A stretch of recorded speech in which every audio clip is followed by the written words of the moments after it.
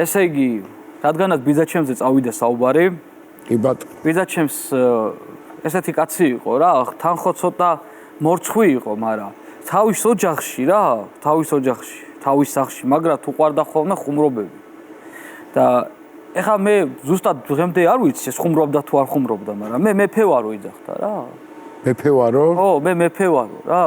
არსად არ უმუშავია ისე რო გითხრათ რომ ნორმალურად სადმე ემუშავას არც არაფერი და ყოველთვის უმართლებდა ამ კაცს რა ყველაფერში რა. აი არასოდეს არაფერი არ უჭირდა, ყოველთვის უმართლებდა რა.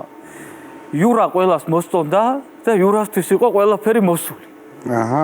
ეხლა როგორ არის ხო აქეთ როგორც მოგიყევით კირპიჩკა მეთქი, აქეთ მუხიანი, აქეთ ეს ის და ეხლა ყველასთან იძახის რა ვიღაცა რაღაცას რო ეკითხება იურა ის რატო არ იმაშვებიო?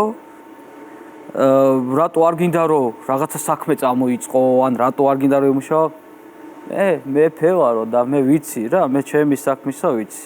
ან მთელი ბავშვობა ეს გვესმის. ერთხელაც ერთმა ეტყობა აწყენინა რაღაცა რა, ამაზე ხუმრობაზე რაღაცა აწყენინა, ავდივართ ეხა სახლში მაგათთან. ეს არის ეტყობა 1-2002 წელი რა. ესე ეტყობა, ხო, რო ყვევი ეს მეცესე ვარ. ხო რა, აი რაღაც ესეთი წლებია რა. მე ძალიან პატარა ვარ, პირველად მეორე კლასში ვარ და ახალი ვიდეო მაგნიტოფონი აქვს ნაყიდი. აი ახალი რა. კასეტა, აი დიდი ძველი დიდი ტელევიზორები თუ გახსოვთ ვინმე, აი რუსულად ქვია ჟიტკა კრისტალიჩესკიო თუ რა არის. ხოდა ზის, აი დიდი კრესლო დევს, ძალიან დიდი კრესლო დევს შუაში, აი ძალიან დიდი ტელევიზორი დევს და ხედავ ძაღლი გამორბის. ძაღლი გამორბის, ეხლა ვეკითხები რომ ძია, რა ხდება რა?